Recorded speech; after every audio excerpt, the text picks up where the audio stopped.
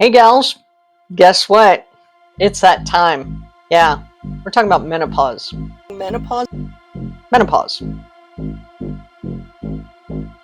Menopause.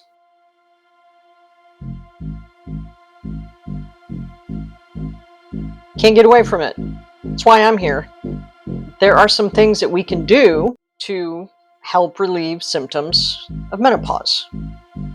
One of the things that we can talk about is hormone replacement therapy. Now, when we're talking about hormone replacement therapy, I'm not talking about the stuff that you see on commercials. I'm talking about meeting with your provider, specifically your GYN provider, and talking about using things like estrogens, estrogen and progesterone combinations.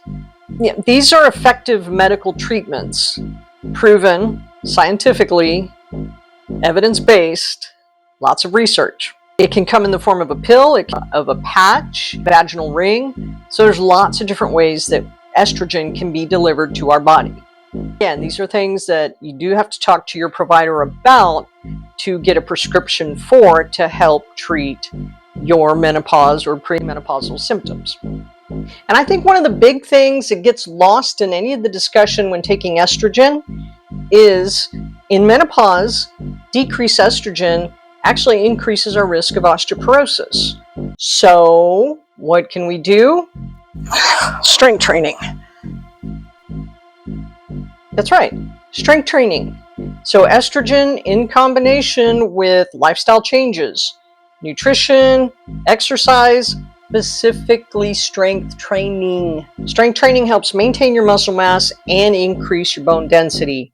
There are some over-the-counter treatments that can help relieve symptoms. We're not talking about the one pill cure-all make you feel better. If you are having vaginal dryness, there's lubrication. If you're having dry skin, there's plenty of lotion. Having trouble sleeping, there are some sleeping aids. There are some natural herbal remedies that are out there. Black cohosh has been used to relieve symptoms like hot flashes, night sweats. Red clover is another herb that's been known to help decrease just overall menopausal symptoms.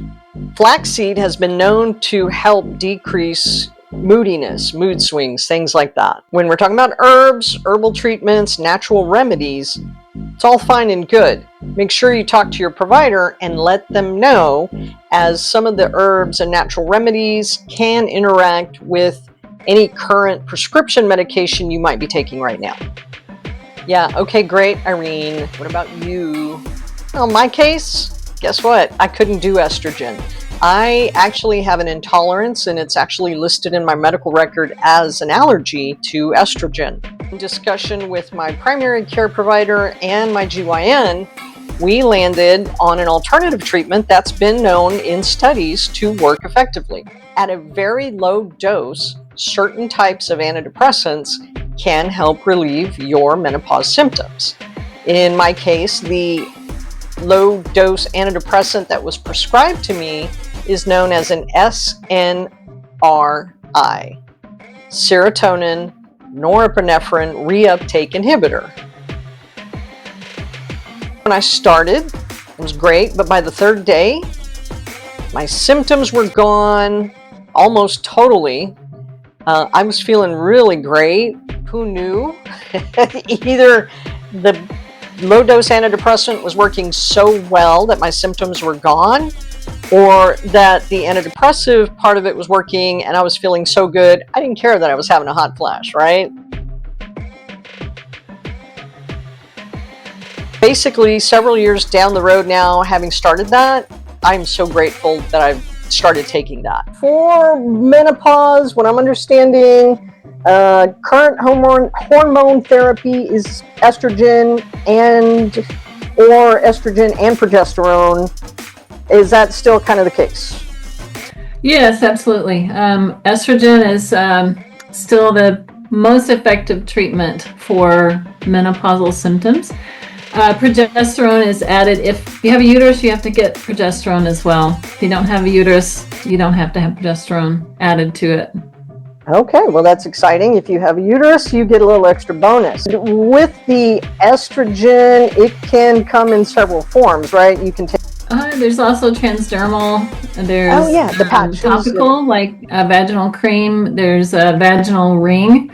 Oh And yeah. so it's actually really important because the different forms have different risk associated with them. When we think of the hormone therapy, you know, it was a big scare back in the early 2000s with the results of that big Women's Health Initiative study. And Yeah. people went screaming. And when I did a 180 and stopped giving women hormone replacement therapy. But there are risks, just like almost with any drug therapy.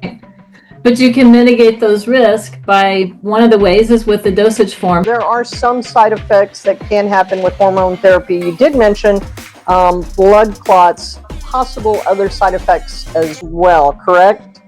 Sure. The big ones that we think of are from that study, of course, are the cardiovascular risks, the blood clots, breast cancer, increased risk of breast cancer. Although now we know that replacing the hormones can also reduce the risk of breast cancer in certain scenarios. So cardiovascular risks, blood clots, those are the main side effects. I've had some folks talk to me about the use of hormone pellets. Is it just person dependent as far as what happens side effect wise?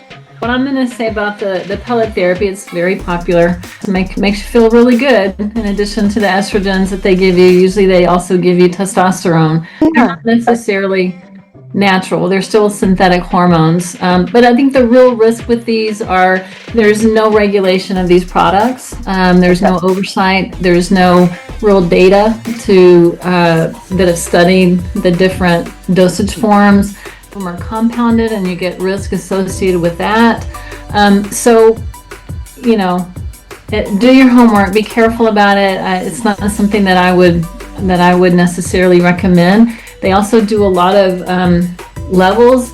You know, they'll draw your hormone levels and say they're dosing it based on your levels, but levels are very individualized and highly variable from one person, even day to day, and there's no validated levels or data to show what these levels should be. Yeah, and then there's also a lot of supplements that will claim to reduce the symptoms and sometimes hot flashes, you know, other things, some herbal type of therapies, but just most of them are probably safe, but you do have to read the labels because there are drug interactions and such with some of these things. But lifestyle modifications too, weight loss, smoking cessation, all the good stuff, yeah. Exercise, you know, all of those things, behavior modification therapy, but really things specifically like mindfulness and meditation, and also yoga has been shown to help reduce some of the symptoms, probably more related to the mood disorders or anxiety, that sort of thing. Those help that piece of it. Oh, I'm about ready to get cranky. Let me get in my dog down position. Exactly. With the estrogen replacement too, it's also been known to show a decrease in your risk of developing osteoporosis, correct?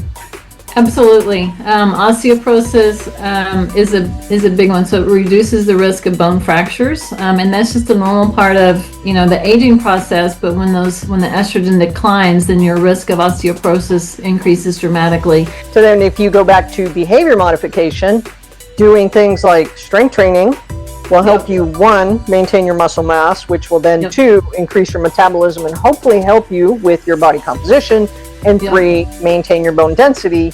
So it's not just a one and done pill, I'm cured kind of thing. It then involves all of the above.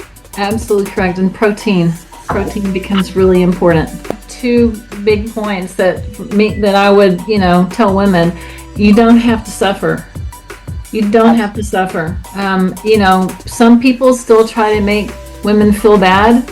Number one, they either don't really understand the severity of some of the symptoms, and they think it's a normal thing. All women go through menopause, you know, big deal. It is a big deal. So you're like, correct, that is a big deal. Speaking from experience, the second piece of that is find an expert to help guide you through this. So there are risks and then there are benefits, and you have to evaluate what your risks are and what the benefits are based on your symptoms and all of those factors. And so, what I recommend is that everybody find all the women that are going through this, make sure that you have a gynecologist or an expert in that area. Don't rely on necessarily your family physician or internist, and I'm not dissing them, but that's not their area of expertise. Yeah. Go to an expert and work with them, talk with them, and decide that between the two of you, you can decide what's best for you and what is the most benefit with the least risk, so that you have a good quality of life.